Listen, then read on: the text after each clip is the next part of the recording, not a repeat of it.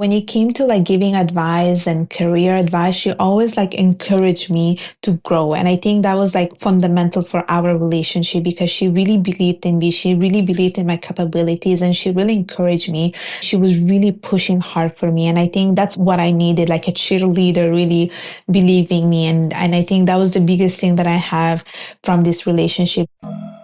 Welcome to Working Women Mentor, the podcast that delivers mentorship in every conversation. Each episode, we meet remarkable women who share the real moments, challenges, and breakthroughs that shape their journeys. These are stories that inspire, empower, and remind us of what is possible. I'm your host, Rainey Alfers, and I cannot wait for you to meet today's guest. Let's jump in and uncover your next mentor moment. Welcome back to Working Women Mentor. Today's conversation is for anyone who has ever felt like they didn't fully fit into one box.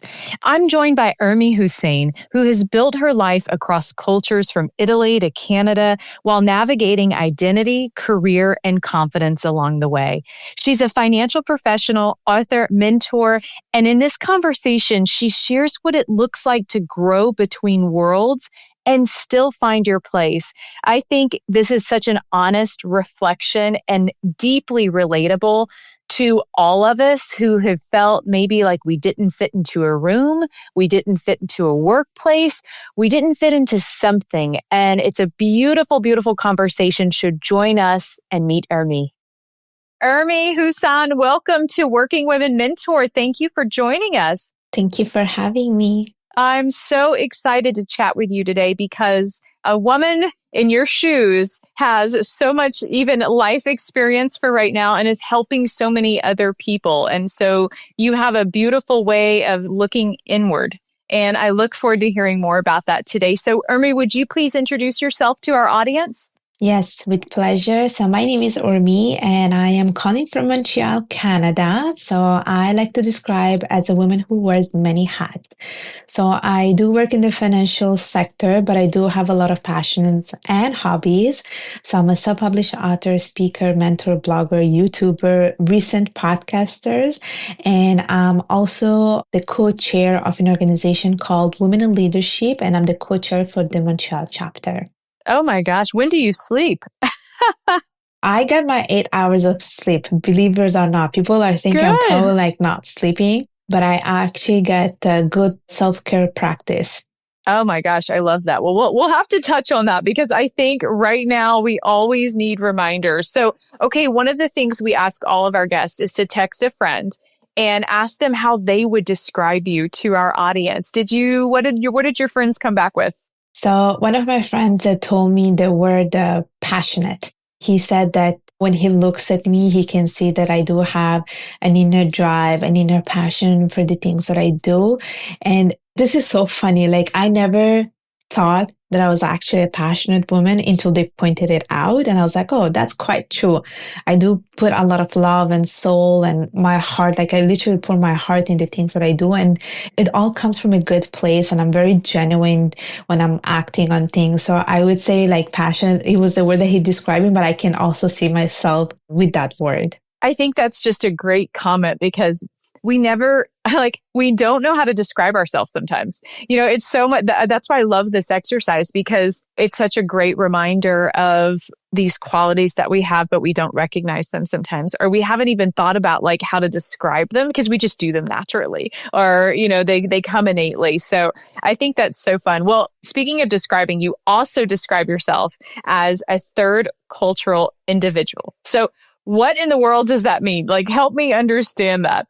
So let me tell you this, it's an actual word that exists. You can also find it on Wikipedia. So basically what it means is someone who has spent most of their development years in a country or in a culture completely different from their parents' homeland or parents' culture. So in my case, basically what it means is that I was born and raised in Italy. and I spent most of my life in Italy. And my parents are from Bangladesh. And this is where the whole concept of third culture kid comes in, where, you just grew up or you were born in a country that is completely different from your parents. And you start to have this feeling of sometimes people like us, people who are third culture kids, we have a feeling of like not feeling we're enough for either one of the cultures. We feel like we don't belong. So it's always a little bit tricky because we always find it difficult in identifying with one cultures because we're so exposed to so many of them around us. So that's what it means. Yeah. And at a young age, that can be unsettling, right? And then as we think about it, as we get older, it's like, oh, wow, you get to live in Italy. I mean, how wonderful, right? Like you have all of this global influence on you. But when you're young, it's like, what do you do with that? Which side do I go?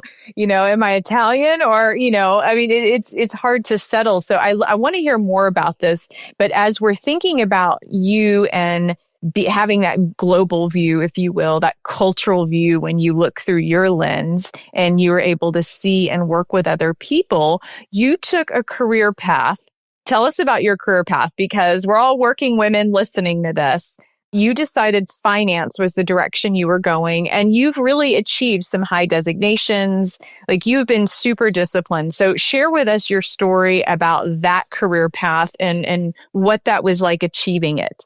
So I did a bachelor degree in finance in Montreal, and I've been working in finance for the past 9 years. But let me tell you this, like finance was never in my plan. Like when I was studying in Italy and pursuing, my high school degree and so forth, like it never crossed my mind. And I always say like finance is a love at first sight. It just happened by chance, and it was my minor. And then I switched, and it became my major. And what happened is, I didn't think that it was so male dominated industry, and I didn't think that I was going to have an established career in finance when I started working in finance. I would say, followed my intuition. I just followed again my passion, which was in relation to finance.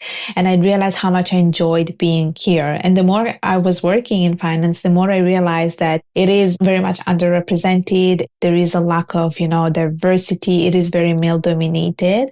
But at the same time, I also told myself that my job is really to show up and to stick to this. If I'm not making the change, and if I walk away, then we will still have the same issue going forward. So my career really started in 2016 when I took my first job. And then from there, I just changed companies, but I also grew and learned. And I also had great mentors in my life. I had great leaders who really helped me to navigate a little bit about the financial sector, the importance of like networking, the importance of like pursuing designation, to always learning. And so I do see myself being in this industry on a long run, even though, sometimes it could be a bit challenging in a certain sense. Well, and so speaking of multicultural though, like you went from Italian to French and a Canadian culture. Like this is completely different that you're working in. So what was that like for you? I mean, you already said earlier that you have this feeling of where do I fit in and where do I belong? Then you transitioned again. So tell me about that. Yeah, so when I transitioned again, and this happened when I moved to Canada, let me tell you, this was tough. Like it was tough in the sense of that there were some cultural issues there that I felt like I was struggling a little bit with that.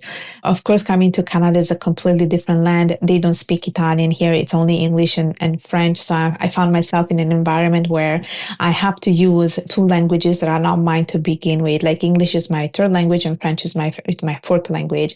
So when I went to university, was strictly in English, and now I work in French. So I'm finding myself that I'm not using any of the languages that were my mother tongue. So that was quite new and surprising at the same time. And of course, the Canadian landscape is quite different, even from like a career point of view. Like I can see how there is a big emphasis here to use like LinkedIn to connect, to meet people. It's very competitive at times. They always tell you like, do the next best thing. Whereas in Italy, it's a little bit laid back. And I would say also from a cultural point of view, my biggest struggle was really when people would ask me like, where are you from? Because I'm here in Canada and I'm not too sure, do I tell them where I was born or do I tell them where my parents are from? Because no matter what answer I gave them, like if I told them I'm Bengali, people would question it because yes, I do look Bengali, but at the same time, I do have a strong Italian accent when I'm speaking in English. And then if I would tell them I'm Italian, then people would still stare at me because they would be like, are you for real? But you don't look Italian, you know? And then what do the French say? The same thing. Where are you from? Yeah. The same thing. It's the same thing. So that was the moment where I had to work on myself and find out my answer. So what is your answer? Who are you? Where are you from, Urmi? What is the answer? What are you going with these days?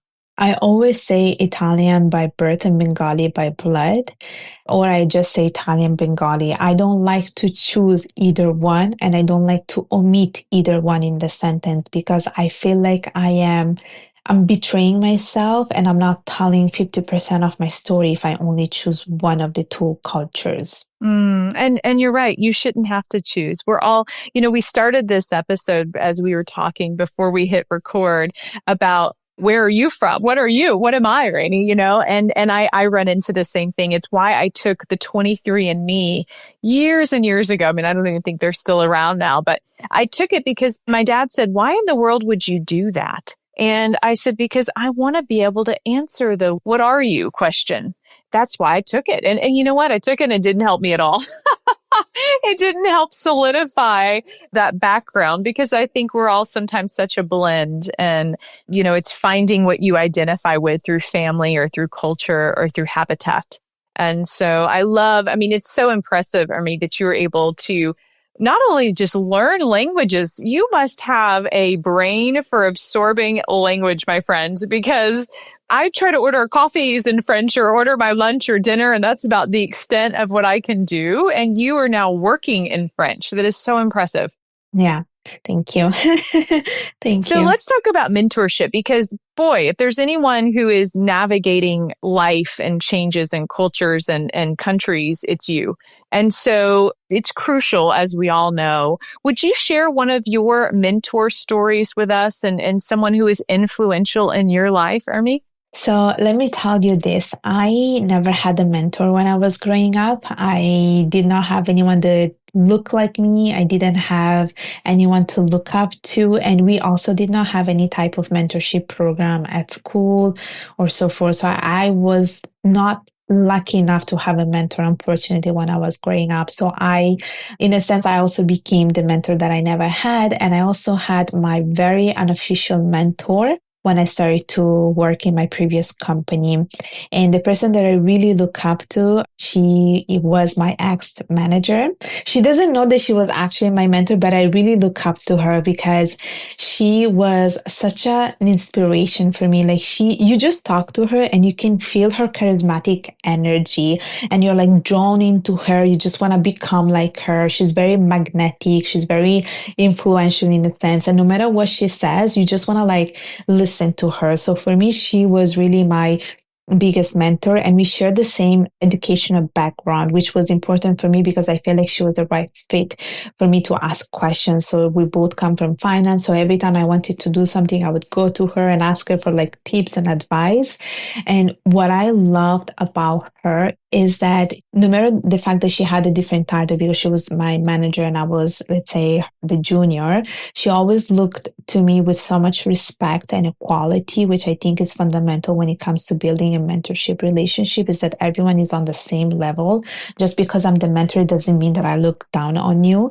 So for me, that was so important. And I remember that this is how I wanted to be if I was ever a mentor, to treat people with so much respect, to listen to them, to be there, but also to be charismatic and influential and inspire action. So she was so important for me. Yes. Hey, working women, have you ever dreamed of starting a podcast but don't have enough time? I have been there. App chaos, endless Googling, tech rabbit holes, content grind, hours wasted, believe me, and not an episode live. That's why I am gifting you my free training, your complete blueprint to turn episode 1 into 30 days of AI-powered content. No overload, 2K of value inside. So go check it out. There's everything you need for week 1 launch and beyond. Visit workingwomenmentor.com/free training to claim yours now. So it sounds like her energy and her kindness and actually recognizing you and looking at you, how you were starting to see yourself and your professional career is something that really has stuck with you. And what a great lesson to be able to do that. So how have you taken that? I mean, I'm sure she's giving you some great advice that you remember as well that helps you get through your work daily. Would you share some of that with us? Yeah, you know what? We spent a lot of time having conversations, and even because basically she's based in Cayman Islands, so she wasn't even based in Montreal. Like I would just talk to her virtually, but every time she would come over, she would tell her stories, and she would tell like she was such a good storyteller. But when it came to like giving advice and career advice, she always like encouraged me to grow, and I think that was like fundamental for our relationship because she really believed in me. She really believed in my capabilities, and she really encourage me. So every single thing that I wanted to do, like for instance, I have the CFA designation and I was so hesitant before starting on that. She was the person that I went to and she was like, no, go for it. Just do it. Believe in yourself. And she was really pushing hard for me. And I think that's what I needed, like a cheerleader really believing me. And I think that was the biggest thing that I have from this relationship is that she really believed in what I was, in what I'm capable of. Yeah. And you know what I also find impressive that in a world today where I love one-on-one connection. Like what you put me one-on-one, we could chat all day long.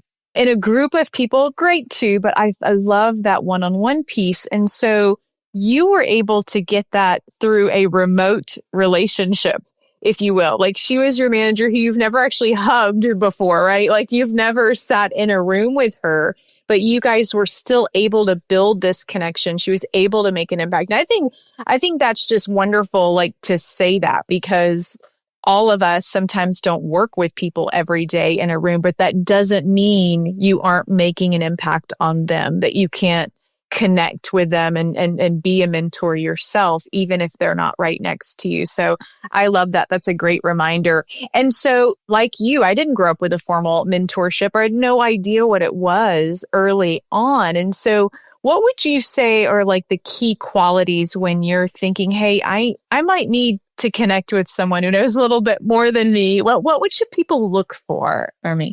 Let me tell you this. I think it's very important that you find someone who has, in a sense, your same educational background and also cultural background. Because I feel like as a woman of color, like sometimes there are some struggles that other people cannot relate with you. So I think finding that kind of like background, someone who's like, who has multiple culture in them, someone who has your same cultural background, or someone who has your same educational background is definitely one factor. I think it's also important to find someone who has the same aligned experience, someone that you can go and ask questions to. And I think it's also very important that whoever is willing to be your mentor, that they think about more about building the human connection first, willing to listen to you, willing to really see you more as a person rather than seeing you as a mentee. Because I think a lot of the times when you get into a mentorship relationship, everyone was just wants to get into business. Okay, let's hear about your goals and let's get this done. But I think it's more about building, like using the time to really build that connection and really getting to know the person as a human before seeing that person as a mentee. I think that's so fundamental to make sure that you build a long-term relationship, because at the end we're all humans and it's not supposed to end after 6 months. I think you want to make sure that you keep those relationship on a long run too, and you want that person to remember you, because you made an impact. It's not that mentorship relationship is done and it's over now. We don't talk to each other. I think it's important to build that foundation. Hmm. Well, it's a great point. It's not transactional, right? Mentorship is something that, someone's getting from listening to you today from this episode. It comes in many different forms. And the form that you have it is making sure that this person will be in my life forever. It's like kind of like your passwords, resetting some passwords the other day at an office. And it was like, what was the name of your third grade teacher, right? Like you have to, enter all these security things. And my third grade teacher I still remember she influenced me. Like, I love her. Thinking about like a few things that I still remember this lady. And I'm just like, boom, I knew exactly who she was. I can think of the beautiful things that she did. And when she retired, I remember writing her a note about it, right? Just, letting people know the impact they make is wonderful.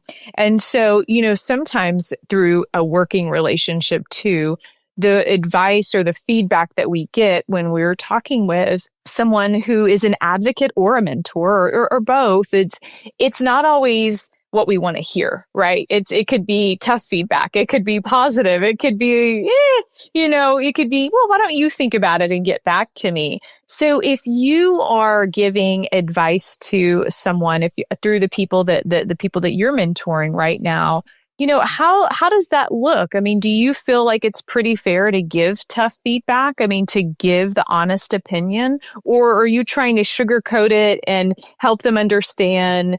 And like, what direction are you taking right now when you're mentoring? I wouldn't call them tough feedback. I would call them more like constructive feedback, or in another way, a gift that I'm giving you. That's a nice way to put it. I think that it's important to be honest with the other person, because, if you're not being honest and you're just saying everything is going to be all right, you're just lying to the other person. And let's be honest, reality it can be harsh.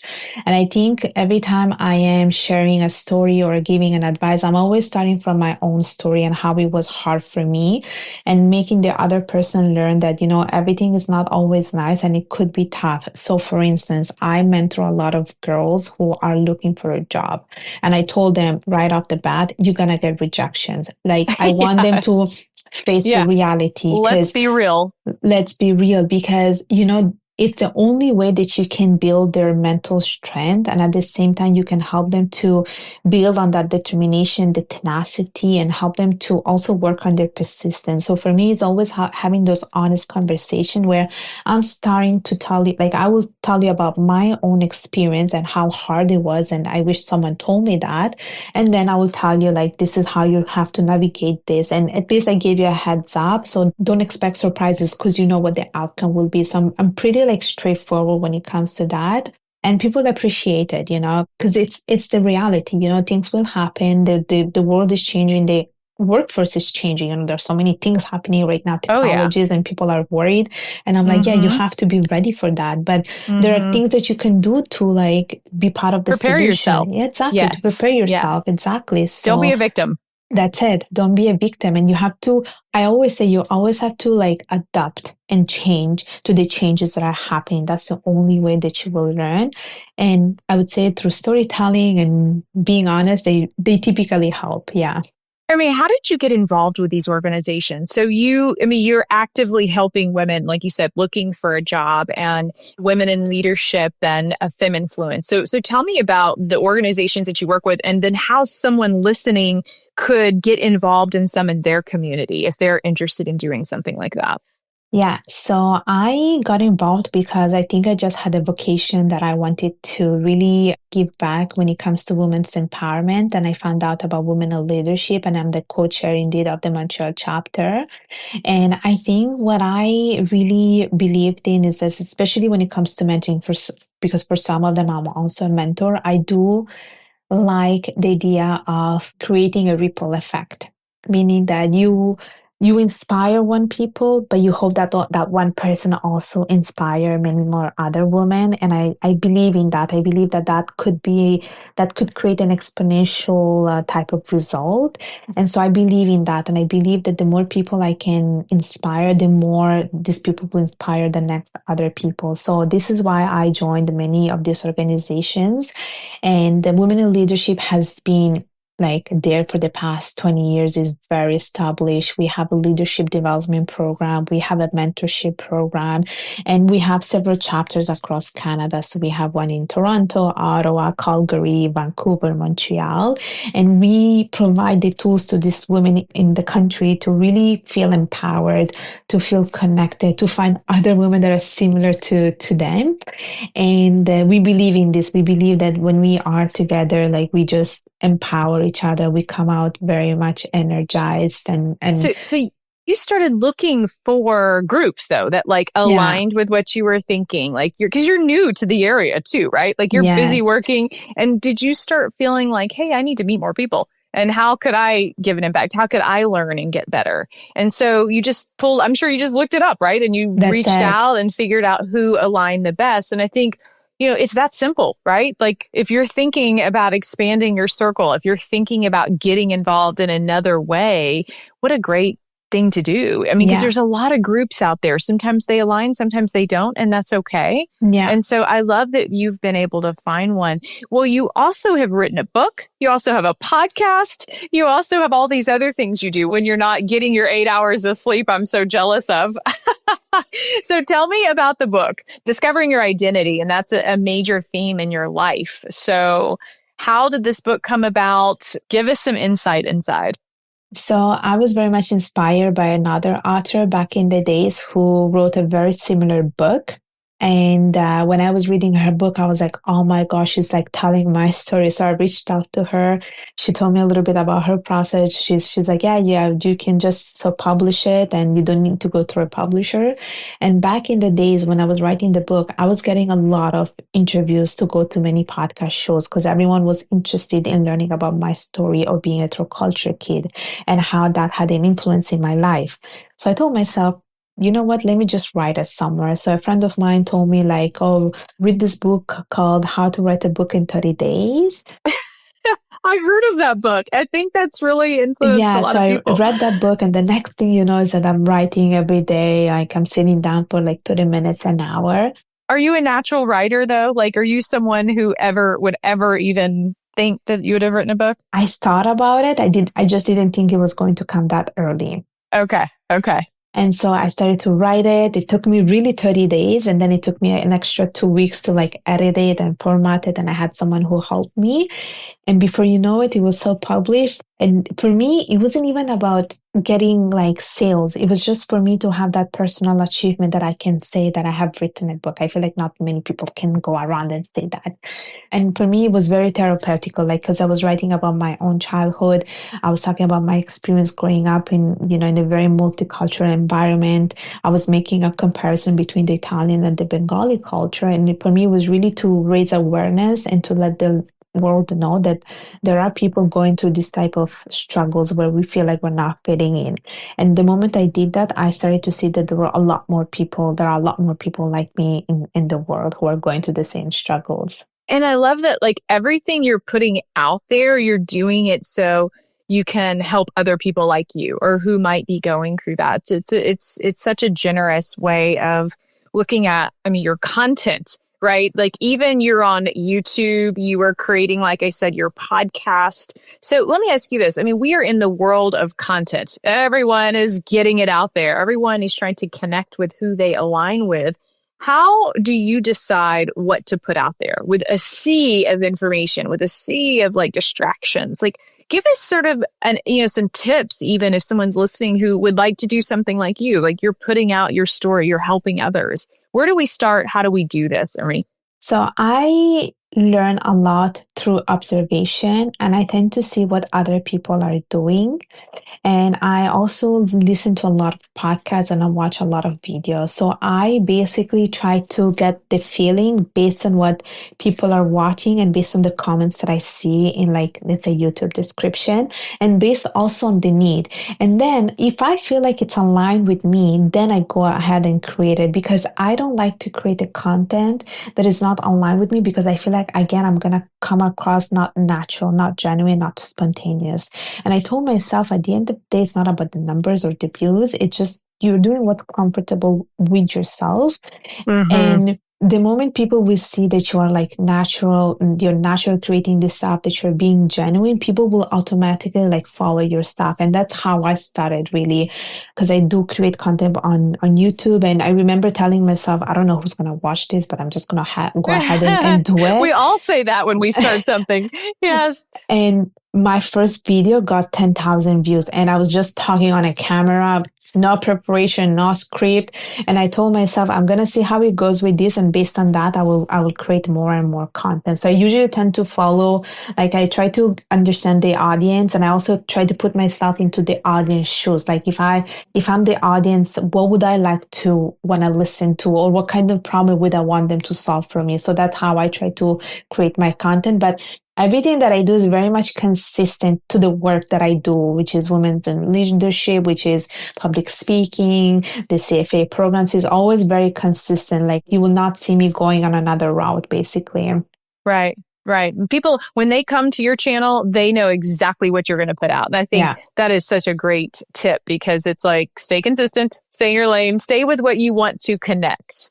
People want to know what to expect when they come to your channel, right? Like that is so important. So, okay, I have to ask about your podcast before we say goodbye, because Stories Beyond Borders, you started a podcast to have one more channel to connect with people. You love podcasts. And so tell us what episode we should go watch and listen to. What's your favorite right now?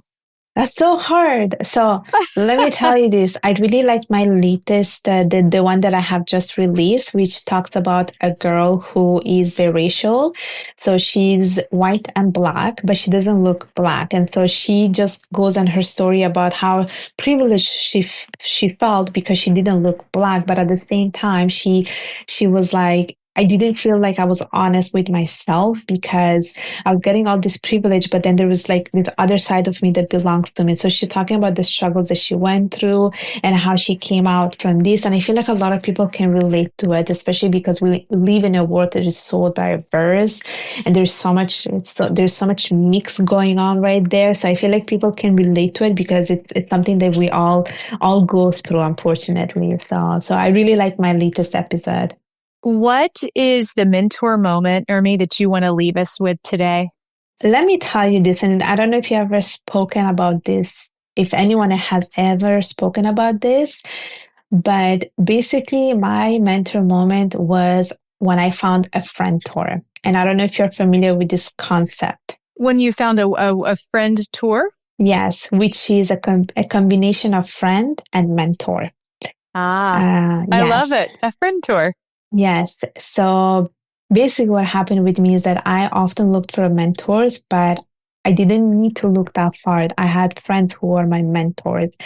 And I call them indeed frienders. These people have been knowing me for a while. They know everything about me. And every time I had questions, they will always be there for me. So I have I actually have two frienders who always supported me, encouraged my growth, and they always believed in me. And honestly, I didn't need to like look for organizations, look into my company. All I needed to look at was really like next to me, who was there to cheer me from day one. So that was my mentor moment. And for anyone who's listening, honestly, you can find a mentor in anyone, in anyone that you trust. And with that, being vulnerable to them and with them, because that's a whole nother level of friendship, isn't it? And mentorship combined, because you may not have opened the door yet in that way. Right. And so if you can open that door and be vulnerable and approach them with that in mind, you've got a friend tour right next to you somewhere. Everyone has one right now. Urmi, where can we find you and support you? Please share your information so we can track you and buy your book and listen to your podcast and everything else. So I have a LinkedIn profile called Urmi Hossain. I have my podcast called Stories Beyond Borders, which is available on Apple and Spotify. And I have a YouTube channel called Urmi Hossain. And if people want to purchase my book, it's available on Amazon. I love it. Urmi, thank you for joining us on Working Women Mentor. I have just so like a cultural inspiration today. Everything you do is so human. It's so relevant. It's so kind and calm and connected. And so thank you for sharing everything with us today. Thank you. Hey, wait, before you go, I have one ask. Would you please leave us a review? Tapping on those stars on Spotify, Apple, or wherever you're listening to this will really help us. It'll spread the word and your voice and your impact as well, because every episode we are giving mentor moments. And I hope you can continue this conversation with us at workingwomenmentor.com. To apply to be a guest, find show notes and episode details. And if you've ever wanted to start a podcast, we've got the perfect course for you. Follow us on Instagram at Working Women Mentor and DM us the word mentor, and I'll send you over our free guide on mentorship so you can incorporate it into your life. Thanks so much for joining us. And until then, cheers until the next episode.